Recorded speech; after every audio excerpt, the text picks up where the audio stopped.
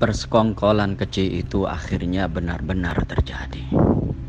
Nabi Yusuf alaihissalam dibuang oleh 10 orang saudaranya ke sebuah sumur kering yang tidak ada air di sana. Para pedagang kemudian menemukan Nabi Yusuf alaihissalam berada di sumur itu dan kemudian mengambilnya dan menjadikan beliau sebagai seorang budak yang dijual kepada istri Al-Aziz, istri seorang raja yang ada di Mesir. Nabi Yusuf alaihissalam tumbuh di dalam istana dan beliau sangat tampan. Ketampanan beliau berada di atas seluruh laki-laki yang ada pada saat itu. Ketika tumbuh dewasa, istri Al-Aziz ini begitu sangat tergila-gila kepada Nabi Yusuf.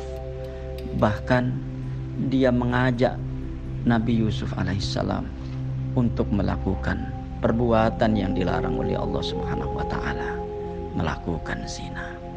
Nabi Yusuf menolak perbuatan itu dan Nabi Yusuf bisa menghindarinya. Para perempuan yang ada di Mesir waktu itu mengolok-olok istri Al-Aziz tersebut. Bagaimana mungkin ada permaisuri sang raja begitu tergila-gila kepada pelayannya, kepada orang yang menjadi pesuruhnya di istana. Akhirnya istri Al-Aziz mengundang para perempuan yang mengolok-olok tersebut dan menyuruh Nabi Yusuf untuk keluar menemui mereka. Lamma ra'ainahu akbarnahu wa qatta'na aydiyahun wa qulna hasya lillahi ma hadha bashara in hadha illa malakun karim.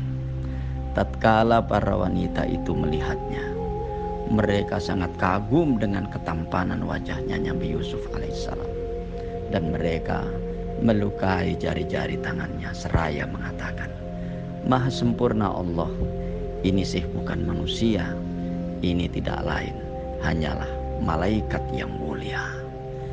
Nabi Yusuf alaihissalam memang sangat tampan dan ketampanan Nabi Yusuf diakui oleh Rasulullah SAW.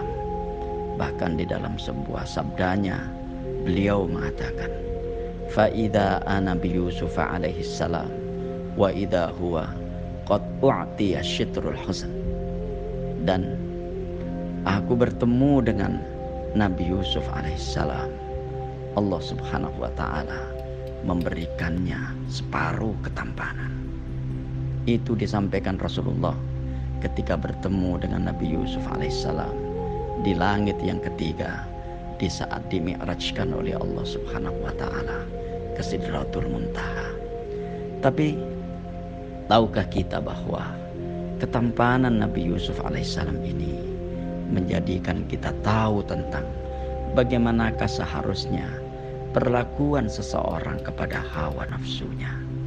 Ya, karena ketampanan dan kecantikan itu akan cenderung melampiaskan nafsu. Dan dari ketampanan Nabi Yusuf ini justru kita tahu bagaimana cara memperlakukan nafsu. Wa ma ubarri'u nafsi innan nafsala ammaratun bisu illa ma rahima rabbi inna rabbi ghafurur rahim. Dan aku tidak membebaskan nafsuku dari berbagai macam kesalahan, karena sesungguhnya nafsu ini selalu menyuruh kepada kejahatan, kecuali nafsu yang diberikan rahmat oleh Tuhanku. Inna rabbi ghafurur rahim. Sesungguhnya Tuhanku maha pengampun lagi maha penyayang.